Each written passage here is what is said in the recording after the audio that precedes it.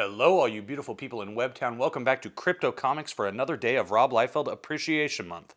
Now, for all intents and purposes, this comic book looks like it should be totally awesome. It's Badrock and Wolverine from Image and Marvel Comics. In the 1990s, there were a handful of these crossover comics that Image and Marvel teamed up on. Predominantly, it was Marvel uniting with Rob Liefeld's Extreme Studios and Jim Lee's Wildstorm Studios to put out some of these books. I have a few of these. We'll look at them in the future here on Crypto Comics. But I thought we'd start with this one since it's Rob Liefeld Appreciation Month. Now, with this beautiful cover by Chap Yape and interior pencils by Chap Yape also, this looks like it should be a totally radical experience. Well, let's find out then, shall we? Badrock, Wolverine. From June of 1996, it all takes place in the Savage Land. Jim Valentino wrote it in his lair. Chap Yape penciled it with care. Jonathan Sabal inked it on a dare. Brian Haberlin colored it with flair. Extreme Studios separations make you stare. Steve Dutrow lettered it quite fair. Rob Liefeld and Eric Stevenson, our editorial pair, had Bob Harras pulling out his hair. So now you have this big baddie Tyrax who's traveling around in this interdimensional city. Let me explain. Better yet, let's let Jim Valentino, the writer, explain, shall we? It rises like a wound in the virgin flesh of the jungle. It is called Arcadia, a city out of time and out of place here. It is, in fact, like the ancient city Brigadoon, as it transverses dimensions, appearing wherever its master deems it should. And on its arrival, so too comes the conqueror. The conqueror's name is Tyrax. Once content to be a foot soldier in an interdimensional invading horde, his ambition grew beyond his humble station, and he began to use his world's dimension-spanning capabilities to conquer in his own name, building his army on every world he subjugated, with the ambition of consolidating them into a force powerful enough to rule his own homeworld. Now he's teaming up with longtime X-Men villain Sauron, and Sauron's pretty pissed because he just wants to kill people endlessly and feel no remorse for it.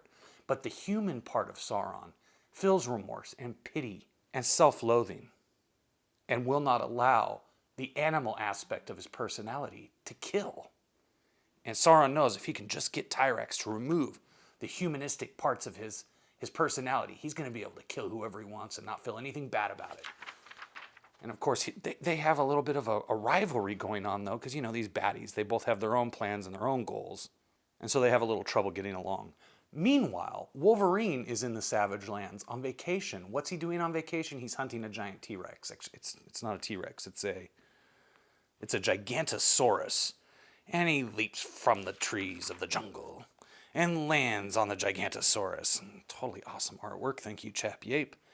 And, you know, they had the big fight, right? What does it all mean? We don't know. But meanwhile, in Washington, D.C., my boys in Youngblood are getting ready to go out on a mission. But they're going to leave Badrock behind. Why? If you don't want to be left out of the action, Badrock, then you'd better bring up your grades. Now hit those books. And sure enough, that is what Badrock does.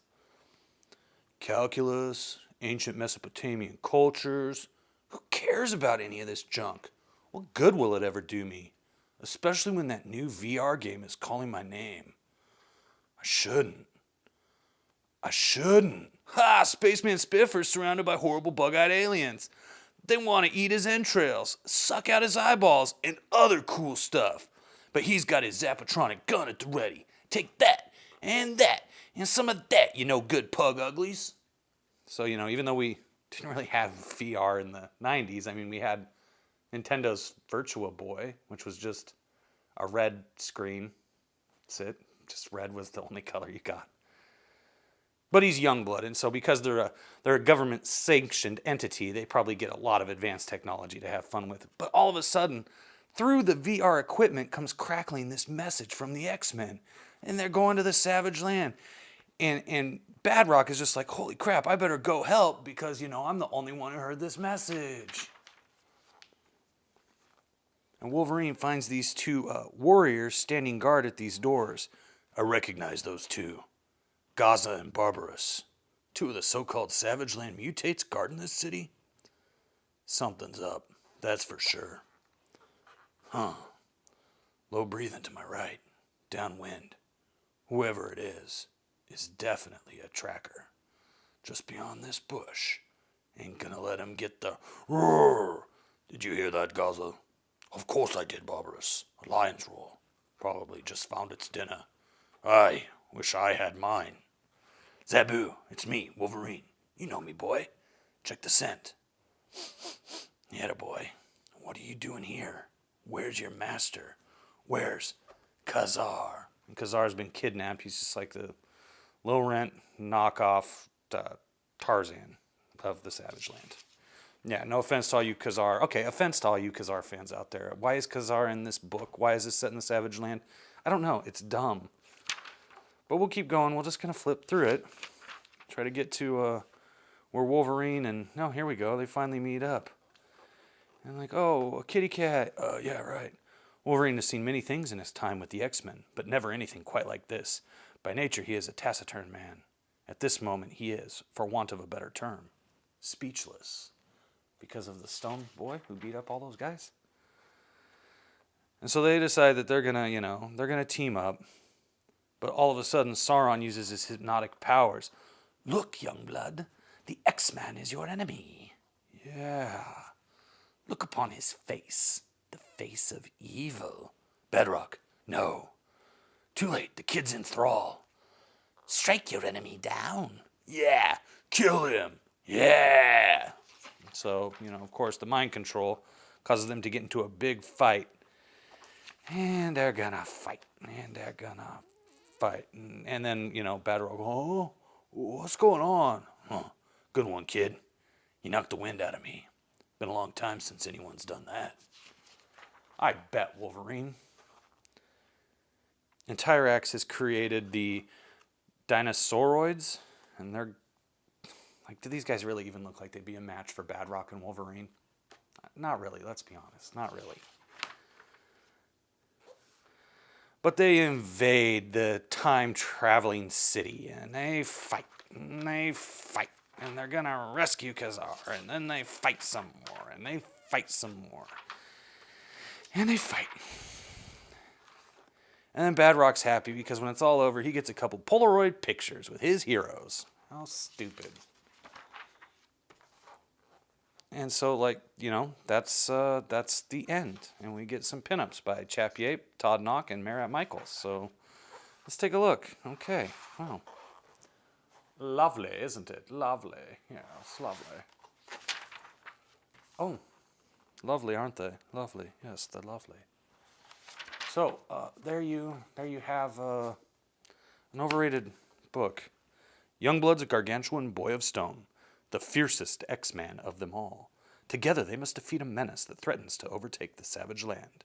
If they fall, can the rest of the world be far behind? It's only $4.95, I mean, I got it for 50 cents in the back issue bins at my local comic shop, and I would say it was worth 50 cents, to be honest, because this story did nothing for me. If I was the writer of this, I would have paired Wolverine up with Badrock, but I would have had Wolverine with Jubilee. That way it's Wolverine and these two teenagers who could have, this flirtatious sort of a relationship. That would be fun for Badrock and Jubilee to have just a little flirtatious relationship in this one-shot trade paperback.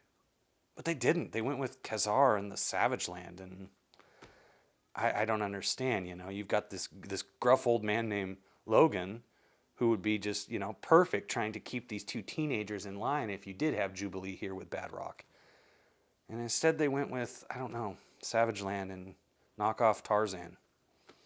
Pretty disappointing, if you ask me. Did you find it disappointing? Let me know in the comments below.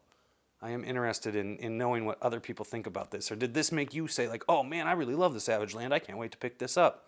I'm not opposed to the Savage Land. It just, when you're dealing with a teenage character, why would you not have it set in the city? Why would you not have them having fun? Why is it not Badrock on a visit to New York and he can bump into Wolverine and Jubilee?